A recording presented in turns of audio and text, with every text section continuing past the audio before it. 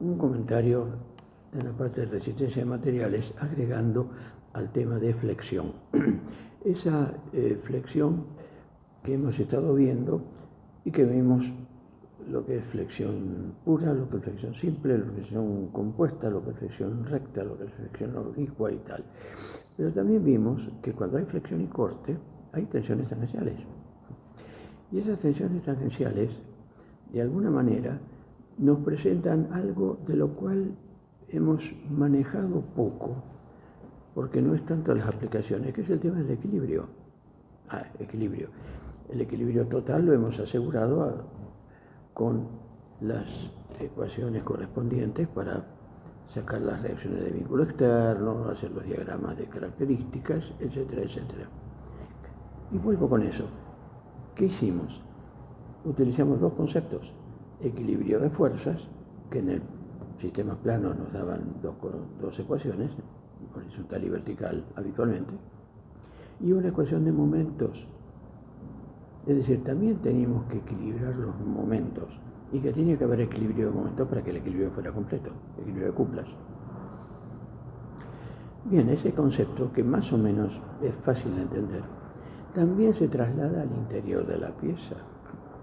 No se suele utilizar demasiado, porque fíjense que en solicitación axil, por ejemplo, cuando teníamos que estudiar el equilibrio del pequeño elemento de volumen, trabajamos con fuerzas en la dirección axil y las caras perpendiculares se estiraban, había variaciones de longitud, todo lo demás. Y también habíamos estudiado que cuando una de las caras era inclinada, es decir, en un plano que no era la sección paralelo a la sección transversal, aparecían tensiones tangenciales, etcétera, etcétera. Y por equilibrio de fuerzas sacábamos tanto la magnitud de las tensiones sigmas y las tensiones tangenciales tau en cualquier cara más o menos inclinada. Y más se veía que había un valor máximo a 45 grados. Muy bien, qué fácil, listo, ya está. Pero cuando estamos viendo el tema de flexión, también valdría para axil, solo que no lo hemos estado utilizando, pero también valdría para axil. Cuando hay tensiones tangenciales hay distorsión, hay variaciones entre planos inicialmente ortogonales, variaciones angulares, y aparecen tensiones tangenciales. Hay un teorema debido a un francés, matemático francés, Cauchy, que aparece también en otras aplicaciones de matemáticas, que demuestra algo con una relación muy particular entre las tensiones tangenciales en distintos planos, específicamente en planos ortogonales. Vamos a ver, si tenemos equilibrio de fuerzas, quiere decir que a una fuerza se le equilibra otra fuerza igual y contraria. Un equilibrio de cuplas necesita imperativamente que a una cupla se le oponga otra cupla igual y contraria. De modo tal que queden equilibradas, cuplas actuándose en el mismo plano. Muy bien. Resulta que, y ahora tengo que introducir un poquito más de nomenclatura y todo lo demás. Cuando tenemos un elemento y tenemos tensiones sigmas, que pueden, según sea el estado de solicitación de la pieza, puede haber sigmas en un plano y sigmas en otro plano. Por supuesto, a cada una le corresponde su opuesta porque tenemos asegurado, digamos, el equilibrio general. Y el equilibrio general implica que el equilibrio particular, el equilibrio de cada una de las partículas del cuerpo, también se cumple. Para denominarlas a estas, aunque en general en los problemas simples uno trabaja con una dirección, entonces no pone dirección, pero habría que poner una dirección. Es decir, ¿qué implica esto? Y que tengo que poner ejes. Si pongo ejes, me basta con saber que la tensión esta, sigma, está actuando en esta cara y está actuando en una determinada dirección. Por lo tanto, no necesito más que un solo subíndice. Decir si es, por ejemplo, para los ejes tradicionales que usamos, X, Y o Z. sigma X, sigma Y, sigma Z. Y ya nos imaginamos en cada punto para qué lado está apuntando cada una de esas tensiones. Pero resulta que si hay tensiones tangenciales, aquí, este dibujito, la tensión tangencial está actuando en esta cara. Muy bien, supongamos que la tenemos identificada, pero puede estar actuando así o puede estar actuando así. Es decir, en realidad podría tener cualquier orientación. Y con nuestra manía de descomponer en dos direcciones, en el plano en el plano de la sección pondríamos dos ejes, y resulta que al poner la terna, resulta que ahora una dirección cualquiera, una tensión tangencial orientada en forma cualquiera, me va a estar dando una componente horizontal y una componente vertical, por ejemplo. Y estas no las podemos llamar igual, porque el nombre tiene que identificarla perfectamente. ¿A qué se recurrió? O sea, ¿cuál fue la solución práctica que se encontró? De ponerle dos subíndices. Un primer subíndice que me diga en qué plano estoy, y los planos, para definirlos, es suficiente con determinar la dirección de la perpendicular. Entonces, este plano tendría como nombre el del eje que sale perpendicular al plano. Y luego el segundo eje, el segundo subíndice, diría ¿para dónde va? ¿Para arriba o para el costado? Ese es el criterio. O sea que toda tensión tangencial, cuando uno la tiene que identificar con más precisión, necesita de dos subíndices. Dicho esto, ahora volvamos al tema de los equilibrios. El equilibrio tiene que asegurarse de modo que si tenemos una cuplita, a esa cupla se le tiene que poner otra cupla en el mismo plano. Entonces, supongamos que tenemos,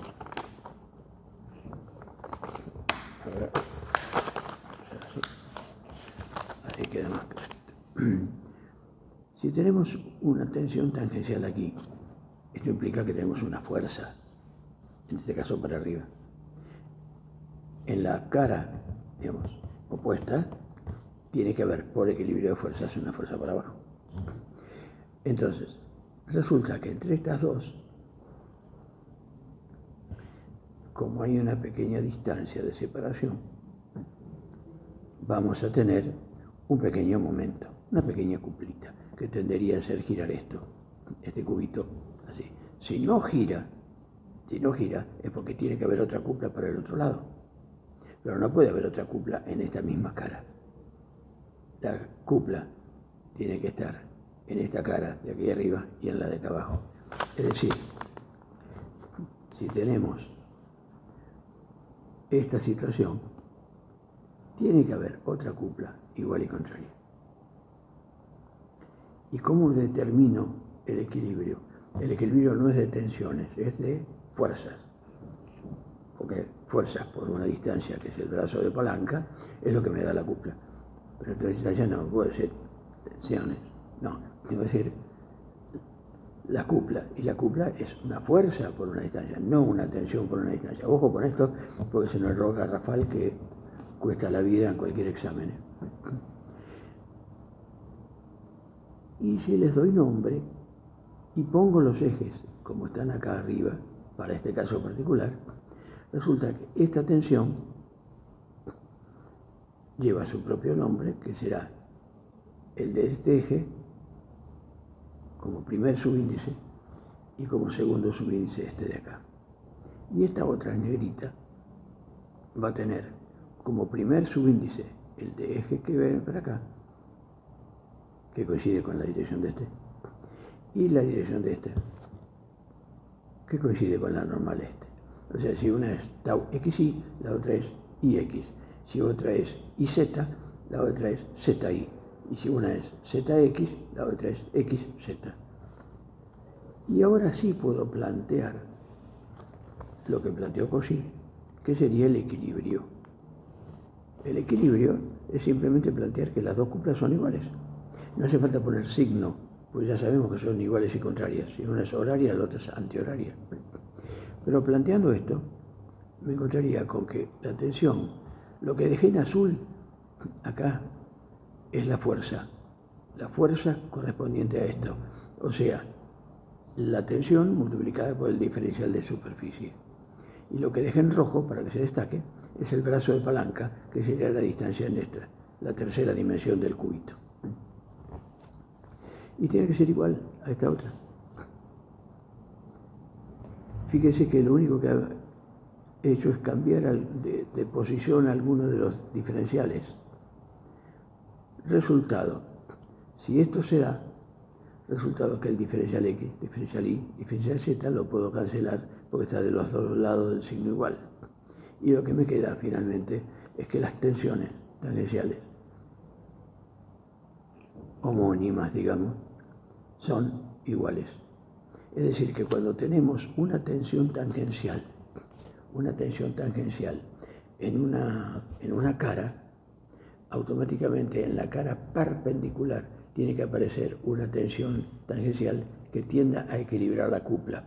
Es decir, que vistas como vectorcitos, o bien los dos convergen a la arista, como está acá, o bien se separa de la arista, como pasaría si miráramos de este otro lado. Se están separando acá, esta y esta se separan, esta y esta se separan, y esta de estas se juntan, y esta y la otra arista se juntan. No importa cómo lo miren, van a llegar a lo mismo. Es decir, las tensiones, como resulta de esta demostración del señor Cauchy, tienen el mismo módulo y a su vez o convergen a la arista que estamos analizando o divergen de la arista que estamos analizando. ¿Qué importancia tiene eso? Como no vamos a estar calculando en este nivel de curso las tensiones tangenciales con la fórmula de Juravsky, o Juravsky-Collignon, nos sirve para darnos cuenta de algunas cosas que uno ve que pasan. Si tengo una viga de madera que está sometida a flexión, por ejemplo, un tablón de un andamio o una viga de madera, y tenemos esos cargas que están actuando, hay tensiones de corte. Estamos en un caso que si lo miramos es flexión y corte pura. ¿Qué haríamos? Calcular el módulo de inercia de la sección, calcular el valor del momento y calcular la tensión sigma para ver si la madera va a resistir o no va a resistir. Perfecto, eso es absolutamente necesario y hay que hacerlo. Sin embargo, observamos que cuando la madera se rompe, no siempre se rompe en la sección. ¿Cómo se rompe una madera que está sometida a flexión? Muchas veces se raja, se separan las fibras longitudinales. Es decir, lo que tenemos es una fractura, una línea de fractura, de rotura que tiene este plano. Y las responsables son estas tensiones. Si esto estuviera en el sentido longitudinal de la viga, acá, y debido a la fuerza de corte, las que me aparecen son estas, azules y rojas, las que provocan la rotura de la madera, el desgarre de la madera, a lo largo de las vetas, son estas. Y estas también actúan cuando, por ejemplo, tenemos que armar una viga. Si tenemos que armar una viga, por ejemplo, un elástico de ballesta, es un comentario adicional, un elástico de ballesta, de camión o de ferrocarril. ¿Qué son? Tenemos láminas que están trabajando, deslizándose. Cuando carga, desliza una sobre la otra. Ahí. Y así trabaja suave. ¿Por qué? Porque el módulo del conjunto, que es una viga con una carga puntual en el medio, nada más, simplemente apoyada, en conjunto, como son varias láminas, esas láminas, el momento de inercia resiste poco la flexión. ¿Por qué? Porque es un momento de inercia baja. Pues si tenemos 4 o 5 flejes. Cada fleje es rectangular como una regla puesta de plano y tiene un momento de inercia muy bajo. El momento de inercia del conjunto es 5 veces este momento, 5 veces. Pero resulta que si esta viga estuvieran soldadas las chapas, tendríamos 5 veces más alto, pero 5 al cubo, porque trabajan todas en conjunto. Entonces ese 5 al cubo hace que el momento de inercia sea grande y esto trabaje como viga. Por supuesto no va a servir como elástico de ballesta. Pero ¿a qué voy? Si yo tengo que armar una viga y tengo varias tablas de madera, y eso se hace a veces en forma industrial, lo que hago es fabricar como una especie de machimbre, pero no machimbre de terciado, ir colocando las placas encima. Cuando tengo todo eso pegado, tengo una viga que trabaja en conjunto. ¿Cuál es el punto débil? El pegamento que hay acá. Ese pegamento que hay acá es el que está resistiendo las tensiones tangenciales, las negras, no estas azules y rojas. Las negras, esas son las que van a hacer que se despegue, salvo que el pegamento sea bueno, la cola sea buena. Y si en lugar de encolar colocamos clavos, pernos, también estamos impidiendo el deslizamiento y por lo tanto está trabajando todo en conjunto a la flexión. Claro, ¿quiénes van a estar aguantando esas tensiones tangenciales negras? Los clavitos. Es el desgarre, o sea, la tendencia a que el clavo que está acá se corte. Por supuesto, si ponemos muchos, repartimos y la resistencia de cada uno se va multiplicando y también trabajan así muchos remaches. Y con esto termino porque ya el remachado casi no se usa en términos de grandes construcciones, al sumo el remache pop. Pero básicamente, ¿cómo trabajan los remaches? Porque todavía los vemos y hay estructuras con eso. Entonces, el remache trabaja, como vimos, a la tracción. Un remache trabaja traccionado. ¿Por qué? Porque se puso en caliente, se comprimió, comprimiendo las piezas que trabajan por fricción, por rozamiento, y a su vez la reacción de las piezas estira el remache. Cuando el remache se afloja, lo mismo que un tornillo, un bulón, cuando se afloja, queda trabajando al corte.